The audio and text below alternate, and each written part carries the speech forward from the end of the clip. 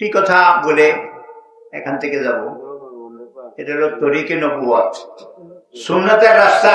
জি, এর থেকে খাঁটি রাস্তা নাই। ঠিক। অন্য সব রাস্তায় ভেজাল আছে, কিন্তু সুন্নতের রাস্তায় কোনো ভেজাল নাই। নাই। তাহলে আমরা নির্ভেজাল রাস্তায় তো চলবো নাকি ভেজাল রাস্তায় চলবো?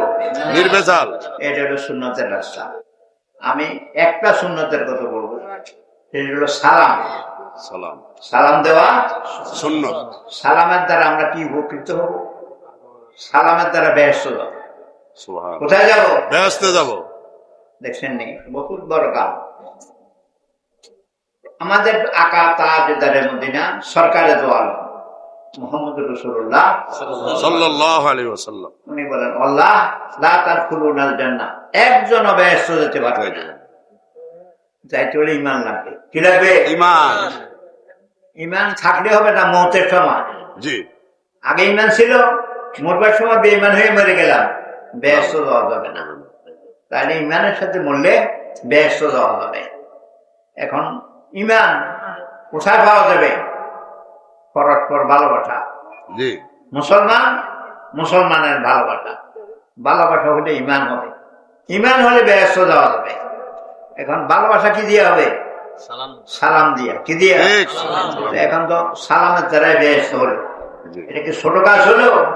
বড় কাজ। দেশে সালাম আছে, কিন্তু বাসা বাসা শিক্ষা বুঝে চেয়ারম্যান সাহেব ফকির দেবীকে কেউ সালাম দেয় না, এতে মানুষ না।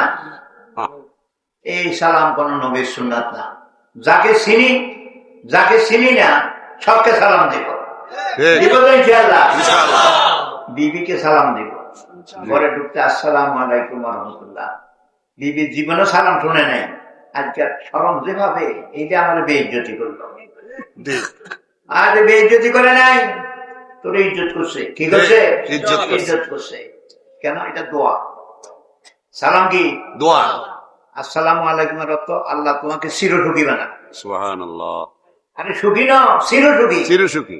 তোমার ব্যক্তিগত জীবনে সুখ, তোমার পারিবারিক জীবনে সুখ, তোমার রাষ্ট্রীয় জীবনে সুখ, তোমার এই ব্যবসা বাণিজ্যে সুখ, কবরে সুখ, হাসরে সুখ, ফুলসেরাতে সুখ। এটা হলো আসসালামু আলাইকুম। এটা কি অপরাধ হইল? স্বামী স্ত্রীকে দোয়া করলো, এটা কি অপরাধ হলো?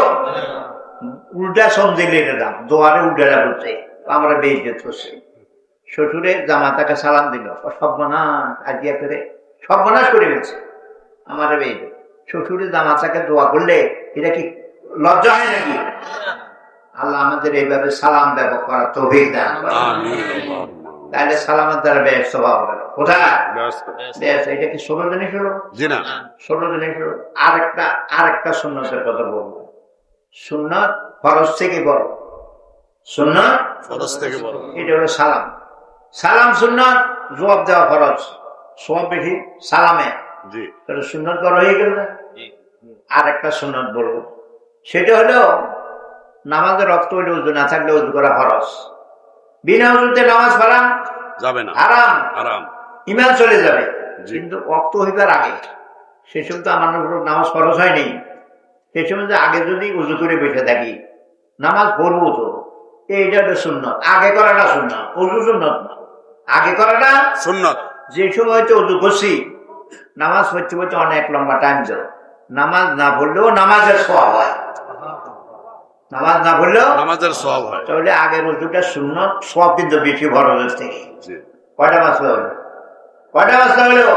দুইটা। একটা সালাম, আর একটা হলো অক্টোবর আগে উজু করা। তৃতীয় আরেকটা মাসলা, কেউ যদি কেউ টাকা হাওলাত দেয়, গরিবরে দিল, গরিবে টাকা সময় মতো সংগ্রহ করতে পারেনি, তাকে সময় দিতেই হবে। এত বাঁধন যাবে না। বাঁধন গেলে তাদের খানাও খাওয়ানো লাগবে, দেওয়া না না, এত সময় দিতে হবে। সময় দিতে হবে। কোরআন শরীফে আছে, ওয়াইন কানা যু অসরাতিন ফানাজারাতুন ইলা মাইসিরাতিন। গরিব যদি হয়, সে টাকা সংগ্রহ করার আগ পর্যন্ত তার সুযোগ দাও। আল্লাহর হুকুম মানা কি গুনাহ না ফরজ? তাহলে গরিবকে সময় দেওয়া ফরজ। কিন্তু সারি দিলে সে তুই দ্বিতীয়বার তোরে মাফে করে দিলে, এইটা না হোক। কিন্তু উপকার বেশি এনে জি এনে তো দেয়া লাগে, এনে তো দেয়াও লাগে না। এই তিনটে সুন্নতের কথা আপনাদের কাছে বললাম, এটা ফরজের থেকে সওয়াব বেশি। ইনশাআল্লাহ আমল করবেন তো? ইনশাআল্লাহ। সুবহানাল্লাহি ওয়া বিহামদিহি, সুবহানাকা আল্লাহুম্মা ওয়া বিহামদিকা, আশহাদু আল্লা ইলাহা ইল্লা আনতা, আস্তাগফিরুকা।